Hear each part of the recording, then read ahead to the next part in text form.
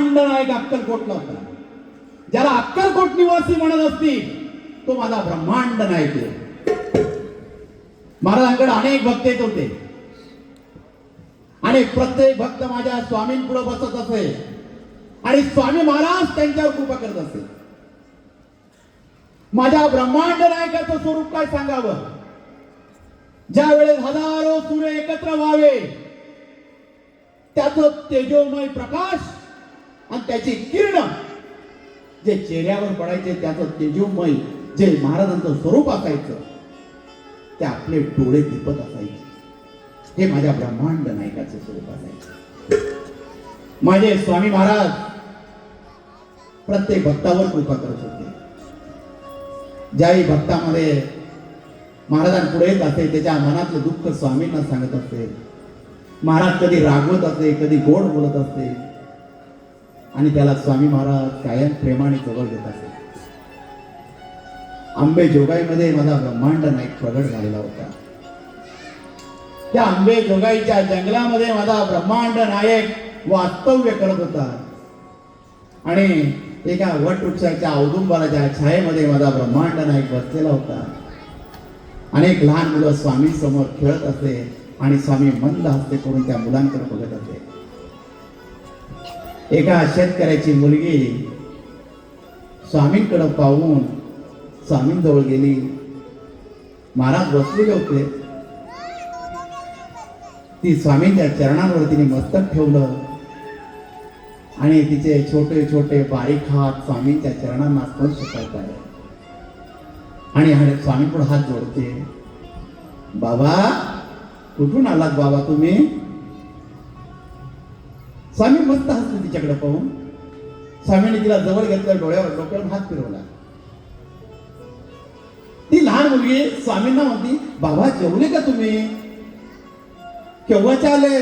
मी तुम्हाला रोज बघते बाबा. स्वामींना आनंद झाला. बाळा काय सांगते. आम्ही तुझ्यासाठी आहोत. तुझी काळजी करायची आम्हाला. आणि महाराजांनी त्या मुलीला आपल्या मांडीवर बसवलं आणि तिच्या डोक्यावर हात फिरवला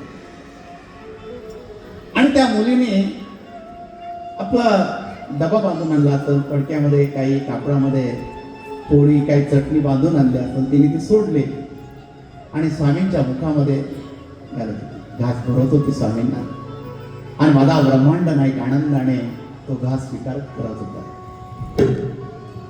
आणि ती रोज येऊ लागली, स्वामींबरोबर खेळू लागली. माझे आजोबा, माझे स्वामी आजोबा हे रोजचं उरायला लागलं आणि तिचं प्रेम स्वामींप्रती अप्रिय झालं. तिला फक्त स्वामी स्वामी, माझे बाबा, माझे आजोबा. घरी आल्यावर आपल्या आईला बाबाला सांगत असते, बाबा मी रोज जाते ना जंगलामध्ये तर तिथे एक बाबा बसतात, खूप छान आहे, मला ते जीव लावतात बाबा. हा शेतकरी, हो का बाळा, मग एक काम करत जा, रोज 2 भाकरी जास्त घेऊन जा, त्या बाबांना देत जा.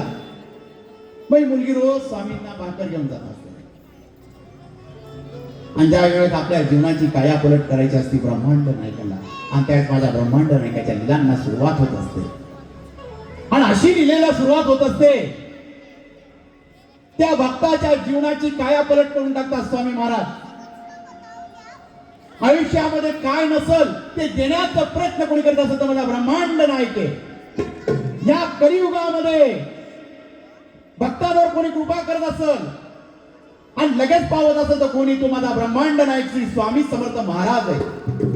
तो अक्कलकोटवासी आहे, नृसिंह वाहन आहे, त्याला महादेव सुद्धा म्हटलं जातं. दत्त अवतारी माझे स्वामी समर्थ महाराज फक्त भक्तांसाठी अक्कलकोटला आलेले. महाराज अक्कलकोटला असताना वारंवार भक्तांना सांगायचे, मी माझ्या भक्तांना देण्यासाठी आलेलो आहोत, माझ्या भक्तांना मी कृपा करण्यासाठी आलो आहोत, माझ्या भक्तांची मला काळजी आहे, म्हणून मी अक्कलकोटला प्रगट झाले आहोत. आणि ज्यावेळी माझ्या ब्रह्मांड नायकाने समाधी घेतली, देहत्याग केला, त्यावेळी सुद्धा माझा ब्रह्मांड नायक सांगून गेलेला आहे, हम गया नाही हम जिंदा है. हे वाक्य माझ्या ब्रह्मांड नायकाचे. मी अक्कलकोटमध्ये देहत्याग करतोय, पण माझ्या भक्तासाठी कायम अक्कलकोटमध्ये राहणार. जोही भक्त माझं नाव घेणार त्याच्या पाठीशी मी उभा राहणार. या बाळावर कृपा करण्यासाठी तो आंबेजोगाईमध्ये माझा ब्रह्मांड नाईक प्रगट झालेला होता. ही रोज स्वामींना भाकर घेऊन जायची, स्वामींना खाऊ घालायची. स्वामींचं तिचं नातं खूप वेगळं झालेलं होतं. स्वामींना सुद्धा तिची रोज वाट पाहत बसायचे, आज माझी बाई आली नाही, आणि महाराज सुद्धा तिची वाट पाहत बसायचे. आणि ती कधी कधी वेळेवर नाही पोहोचली तर माझ्या ब्रह्मांड नाईकाच्या डोळ्यामध्ये पाणी येत असते, अजून कशी आली नाही. आणि तिला सुद्धा ओढ असे त्या स्वामींना भेटण्याची. पण नियतीला काहीतरी वेगळंच मान्य असतं. त्या गावामध्ये एक सावकार असायचा. त्या सावकाराला काही मुलबाळ काहीच नव्हतं. मुलबाळ नसल्यामुळे तो मुलाच्या शोधामध्ये होता. जर मला सुंदर कोणता मुलगा मिळाला तर मी त्याला दत्तक घेईन आणि माझ्या घराचा वारस बनवेल, हा ध्येय त्याने मनामध्ये केलेला होता. म्हणून तो सावकार अशा मुलाच्या शोधामध्ये होतो, पण त्याच्या घराण्याला शोभेल. आणि ही लहान मुलगी खूप सुंदर होती. शेतकऱ्याच्या मनामध्ये लालसा निर्माण झाली. जर आपल्या मुलीला आपण मुलगा म्हणून जर सावकाराला सांगितलं आणि मुलगा म्हणून जर त्याला दिलं तर आपल्या मुलीचं नक्की चांगलं होईल, सावकाराच्या घरामध्ये जाईल. मुलाचे कपडे घातले त्या शेतकऱ्याने, शेतकऱ्याच्या बायकोने, आणि त्या मुलीला कड्यावर घेतलं आणि सावकाराकडे आले. आम्ही आमचा मुलगा तुम्हाला दत्तक द्यायला तयार आहोत,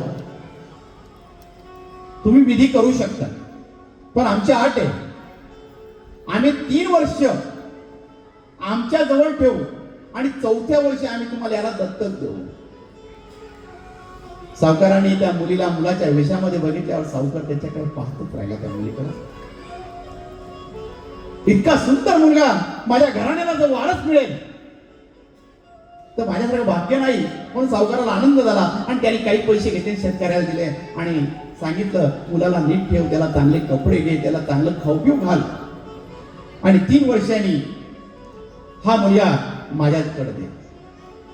मग ह्या शेतकऱ्याने जी 3 वर्षाची अवधी मागितली होती त्या मुलीला मुलगासारखं करायचं होतं. म्हणून तिला रोज ते शिकवत असते, मुलासारखं बोल, मुलाचे कपडे घालून. जसा एक मुलगा असायचा तसं ह्या शेतकऱ्याने, शेतकऱ्याच्या बायकोने त्या मुलीला तयार केलं. आणि जेव्हा ती मुलं स्वामी पुढे जात असते, स्वामींना काळजी वाटू लागत असते, स्वामी रोज तिला जवळ घेत असते, तेव्हा ती कधी कधी स्वामींना बोलायची, बाबा माझे आई बाबा असे कपडे का घालतात, मी तर मुलगी आहे. स्वामी फक्त हसून द्यायचं. योग्य वेळेस आम्ही सांगणार, बाळा तू काळजी करू नकोस, आम्ही सदैव तुझ्यासोबत आहोत, तू त्याची काळजी करू नको. हे स्वामी महाराज बोलत असते.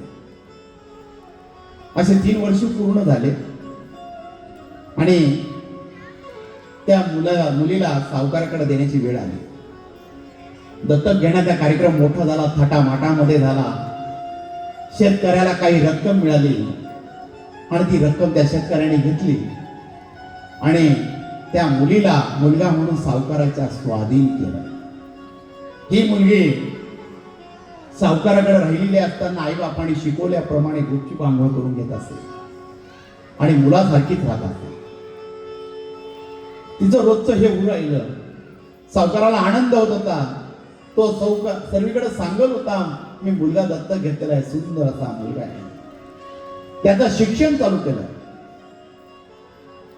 तो मुलगा शिक्षणामध्ये उत्तम होता. सर्वजण त्याचं नाव काढत होते. हळूहळू तो मुलगा मोठा होऊ लागला. त्याचं वय वाढू लागलं. 15-16 वर्षाचा झाला आणि सावकाराला काळजी वाटू लागली की आपण ज्याला दत्तक घेतलेला आपला मुलगा, त्याचं लग्न केलं पाहिजे. त्याचं लग्न केलं आपल्याला सून येणार, नंतर आपल्या घरामध्ये अजून वारीस येणार. त्यामुळे सावकाराला आनंद झाला आणि त्या मुलीसाठी तो स्थळ पाहू लागला. प्रत्येक ठिकाणी स्थळ पाहत असताना सुंदर अशी मुलगी तो पाहू लागला. आणि एक ठिकाणी आपल्या ज्या दत्तक घेतलेल्या मुलासाठी मुलगी बघितली, लग्न जमलं. सर्व गावामध्ये दवंडी पिटली की सावकाराच्या मुलाचं लग्न आहे. या लग्नासाठी अख्ख्या गावाला आमंत्रण आहे. सर्वांनी 3 दिवस सावकाराकडे जेवण करावे. गावामध्ये कुठे चूल पेटणार नाही. अख्ख्या गावामध्ये दवंडी पिटण्यात आली. आणि हा जो मुलगाच्या स्वरूपामध्ये ती मुलगी होती, तिला भीती वाटू लागली. मी तर मुलगी आहे आणि ज्यांनी मला दत्तक घेतले ते माझे बाबा खूप छान आहे आणि त्यांना कळालं मी मुलगी आहे तर त्यांची अवस्था काय होईल आणि माझी अवस्था काय होईल. ती सतत स्वामींचं नाव घेऊन रडू लागली. स्वामींना हात मारू लागली. बाबा कुठे तुम्ही या ना, माझ्याजवळ कोणीच नाहीये, मी एकटी पडली, बाबा तुम्ही या ना. मन मोकळं करायला सुद्धा कोणीच नव्हतं. मनातलं सांगायला कोणी नव्हतं. देवाऱ्याजवळ बसायची, देवघरामध्ये बसायची आणि स्वामींना आवाज देत राहायची. आणि माझा ब्रह्मांड नायका औदुंबराच्या छायेमध्ये शांत बसलेला असायचा. माझा ब्रह्मांड नायक मान खाली घातलेली, दोन्ही हात असे ठेवलेले आणि माझ्या स्वामींचे डोळे पाणावलेले. त्या डोळ्यांमध्ये पाणी आहे. माझा ब्रह्मांड नायक काळजी करतोय. लग्न ठरलं. लग्नाची जय्यत तयारी सुरू झाली. पाहुणे मंडळी आली आणि हळदीचा कार्यक्रम आला आणि मुलाला हळद लावायची म्हणून मुलीकडच्या काही स्त्रिया हळद घेऊन मुलाला लावण्यासाठी सावकाराच्या घरी आल्या. हळदीसाठी अख्खं गाव जमलेलं होतं आणि त्या मुलीला मुलाच्या वेशामध्ये उभं करण्यात आलं. आणि काय त्या स्त्रिया तिला हळद लावू लागले आणि हळद लावू लागताना स्पर्श जाणवू लागला. हा मुलगा नसून ही मुलगी दिसते.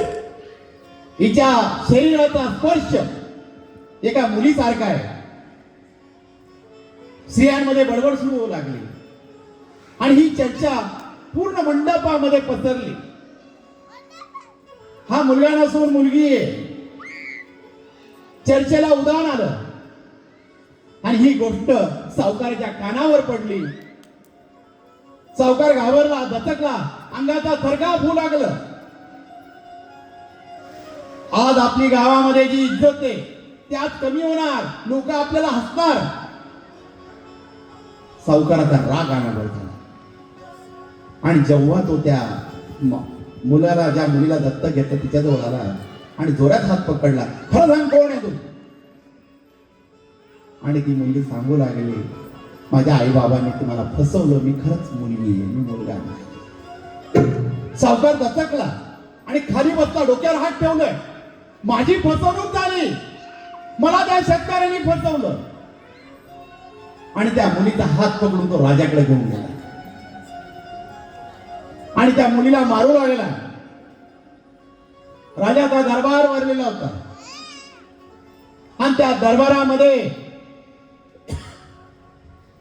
झालेली घटना हा सावकार राजाला सांगतो. राजाने सविस्तर अनिशा केली आणि आदेश काढला, या मुलीला मृत्यूदंडाची शिक्षा देण्यात यावी आणि ज्या शेतकऱ्यांनी फसवलेलं हिच्या आई वडिलांनी त्यांना गावातून हद्दपार करण्यात यावं आणि त्याचं घर जाळून टाकावं, हे राजाने आदेश काढला.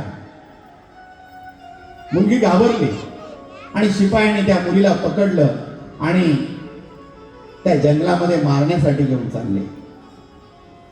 हातामध्ये बंदुका होत्या, शिपायांचा ताफा होता आणि त्या मुलीला जंगलामध्ये घेऊन जात असताना एका झाडाखाली उभं केलं आणि माझ्या ब्रह्मांड नायकाचा धावा सुरू झाला. डोळ्यामध्ये आसरू होते. स्वामी कुठं आहात तुम्ही? बाबा तुम्ही या ना. शिपायांनी विचारलं, शेवटची इच्छा सांग, तुझी इच्छा आम्ही पूर्ण करणार आणि मग तुला आम्ही मृत्यूदंड देणार. ती झाडाजवळ असलेली ती मुलगी रडता रडता स्वामींना आवाज देऊ लागली, मला काही नको, मला फक्त शेवटचं दर्शन माझ्या बाबांचं होऊ द्या.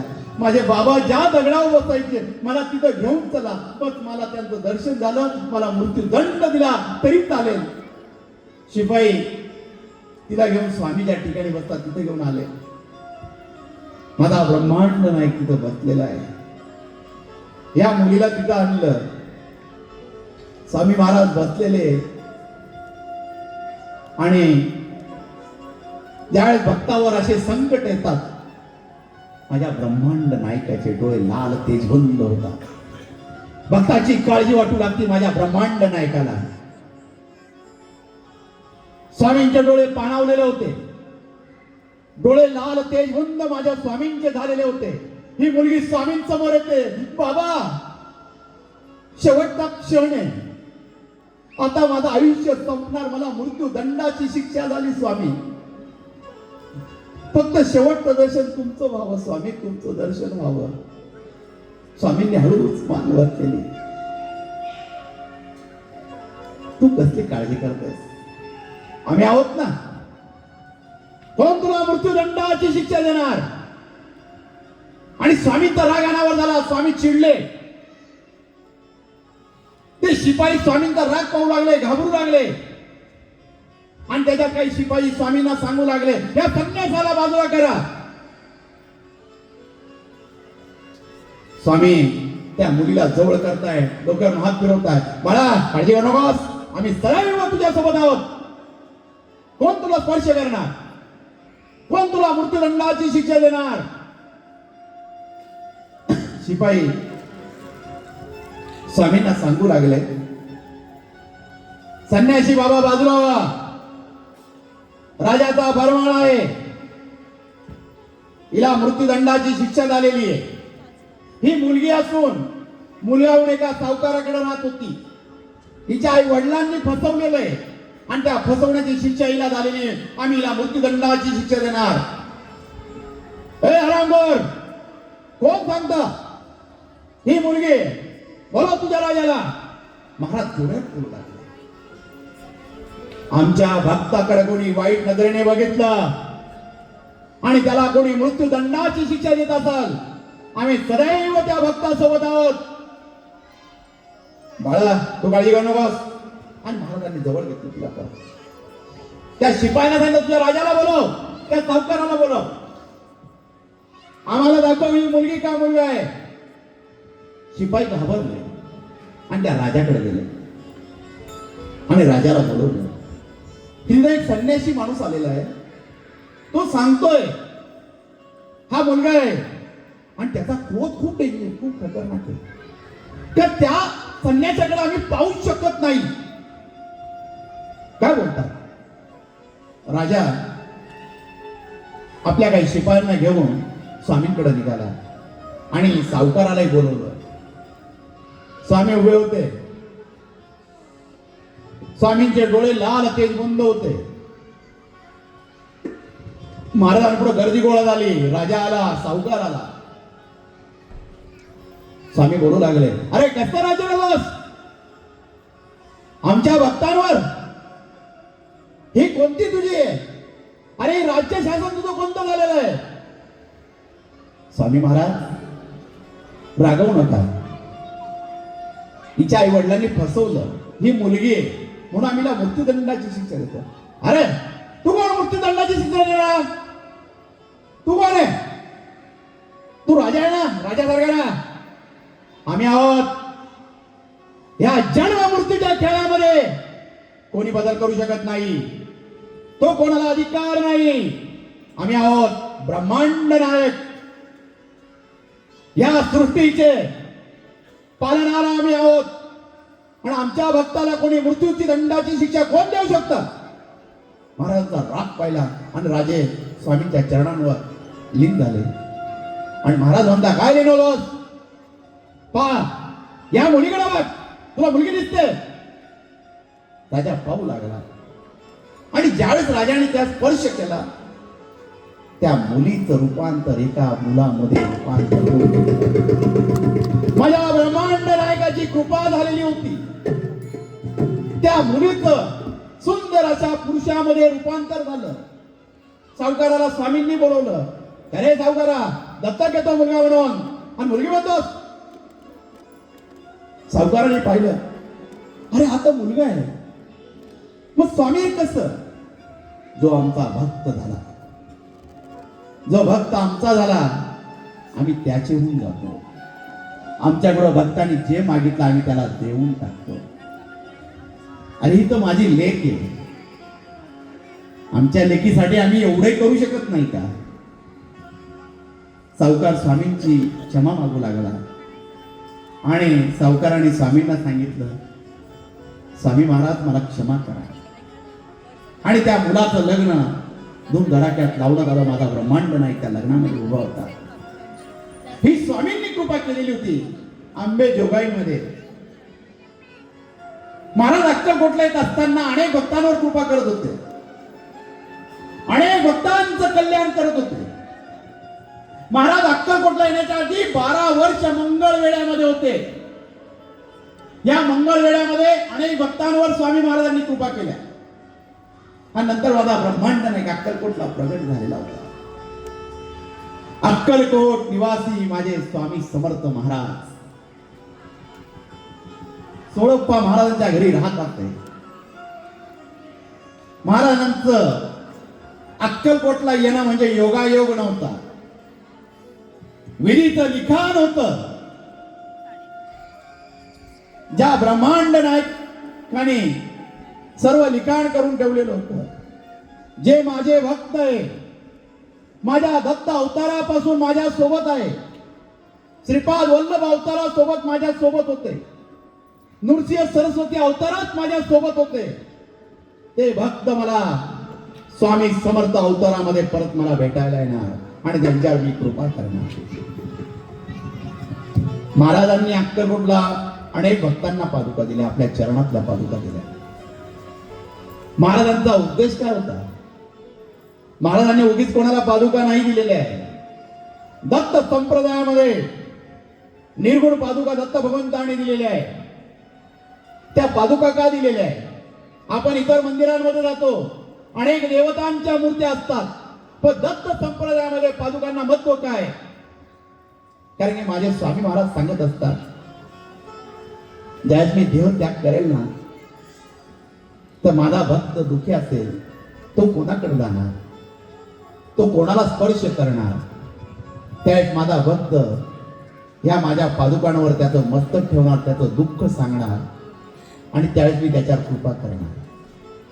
म्हणून स्वामी महाराज भक्तांवर कृपा करत असेल आणि त्या पादुकांवर जोही भक्त आपलं मस्तक ठेवत असेल आणि त्याची स्वामी महाराज इच्छा पूर्ण करत असेल. आजही तुम्ही अक्कलकोटला गेल्या तर तुम्हाला स्वामींच्या पादुका, चरण पादुका दिसत असतील.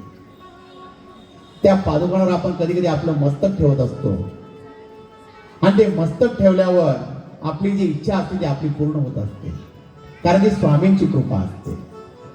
कारण की दत्त संप्रदायामध्ये ज्या स्वामींनी पादुका दिलेल्या आहेत आणि त्याच पादुका आपण प्रत्येक भक्ताला दर्शन देण्यासाठी, त्याचं मस्तक ठेवण्यासाठी गावोगावी प्रत्येक भक्तापर्यंत पोहोचवत असतो.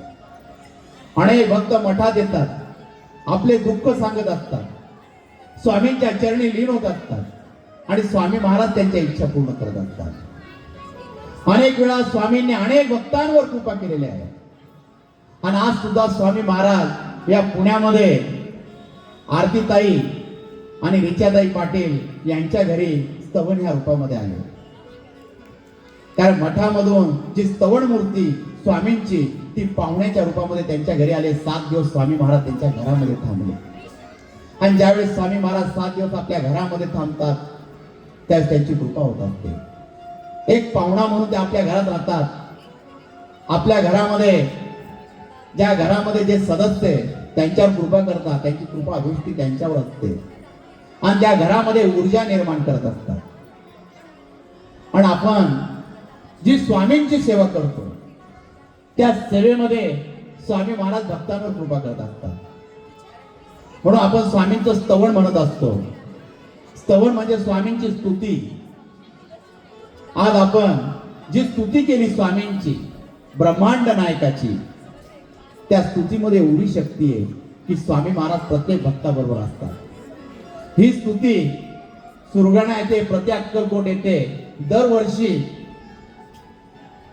महाराजांचा जो समाधी सोहळा असतो त्याच्या पहिल्या दिवशी त्याचं अनुष्ठान होत असतं. ते 8 तासाचं अनुष्ठान असतं. कारण की या धावपळत्या युगामध्ये प्रत्येकाला पारायण करणं शक्य नसतं. म्हणून आपण 1 दिवसाचं अनुष्ठान ठेवत असतो आणि ही स्तुती 784 मठामध्ये म्हणत असतो. अनेक भक्त येतात, लांबून लांबून येतात आणि जेव्हा अनुष्ठान करत असतात, आपल्या इच्छा सांगत असतात, मठामध्ये संकल्प सोडत असतात आणि स्वामी महाराज त्यांच्या इच्छा पूर्ण करत असतात. एवढी शक्ती या स्तवनामध्ये. आज आपण ती स्तुती 15 मिनिटं का इथं म्हटली, पण त्याची ऊर्जा ही पूर्ण ह्या ठिकाणी फिरत होती. त्याचा अनुभव तुम्हाला येईल, एवढी शक्ती त्याच्यामध्ये. म्हणून स्वामींची सेवा करा. स्वामी सदैव तुमच्या सोबत आहे. त्यांचं नाम मुखामध्ये असू द्या.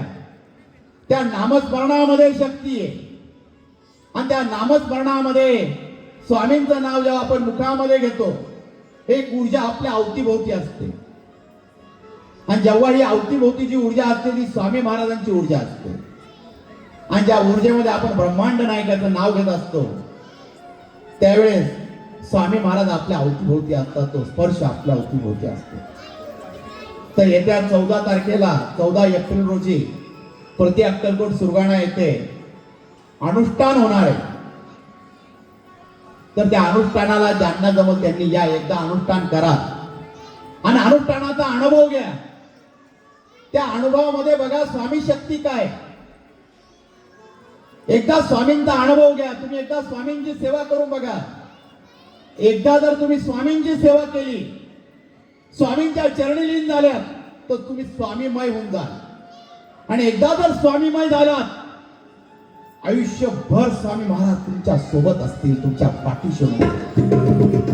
आणि ज्यावेळेस तो ब्रह्मांड नायक उभा असतो, आयुष्यात कधीच काही कमी पडत नाही. सदैव तो आपल्या सोबत असतो, सदैव आपली काळजी करत असतो. महाराजांच्या कथा, लीला अनेक आहे.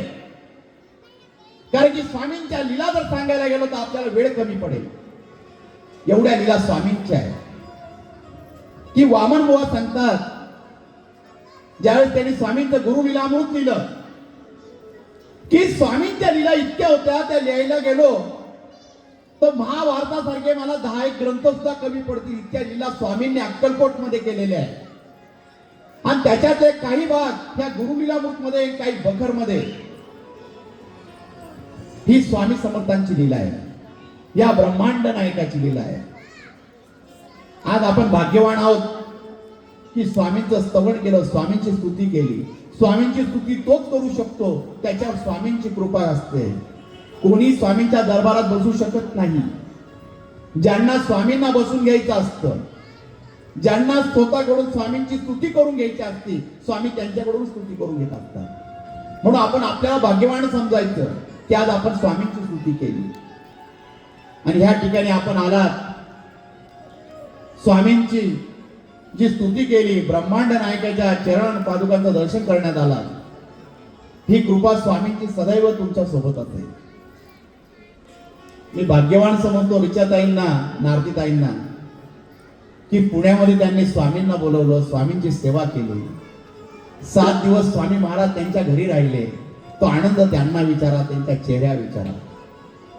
आणि ज्यावेळेस स्वामी निघतील त्यावेळेस त्यांना ज्या यातना असतील त्या फार वेगळ्या असतील. कारण की जो स्वामीमय होत असतो ना, त्यालाच माहित असतं स्वामी काय. स्वामींची किंमत कुणालाही कळत नसते. जो स्वामीमय झाला त्यालाच कळत असते स्वामी काय. म्हणून आयुष्यामध्ये ब्रह्मांड नायकासारखा आपल्याला गुरु मिळलेला आहे. त्या गुरुची सेवा करा. स्वामी कधीच तुमच्याकडून काही मागत नाही. स्वामी देण्यासाठी आलेले आहे. मी वारंवार प्रत्येक प्रवचनात स्वामींच्या कथेमध्ये सांगत असतो, स्वामींना तुमचं काहीच नकोय, फक्त स्वामींना तुमच्या मनातला भाव हवाय.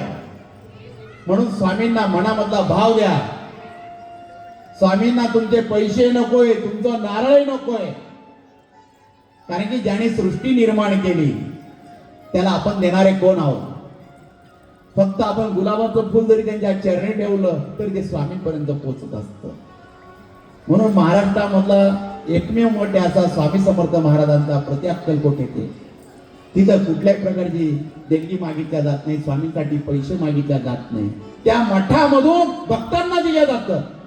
एखाद्या भक्ताने जर सांगितलं आम्हाला स्वामींची प्रतिमा पाहिजे तर तिथं कुठल्याही प्रकारचे पैसे घेतल्या जात नाही. ती प्रतिमा स्वामींची फ्री दिल्या जाते. का स्वामींना विकणारे आपण कोण? जे स्वामी महाराज अक्कलकोटला भक्ताला देत होते ते आजही देत आहे. म्हणून स्वामींचं दर्शन घेताना स्वामींना फक्त आपला भाव त्यांच्या चरणी निर्माण करा आणि स्वामींची सेवा करा. ही स्वामींची सेवा अशीच चालू राहणार. फक्त आपला भाव त्यांच्या चरणी राहू द्या. आणि एकदा आपला भाव जर त्यांच्या चरणी असला तर तो ब्रह्मांड नायक एकच आशीर्वाद देईल. भिवू नकोस, मी तुझ्या पाठीशी आहे. श्री स्वामी समर्थ.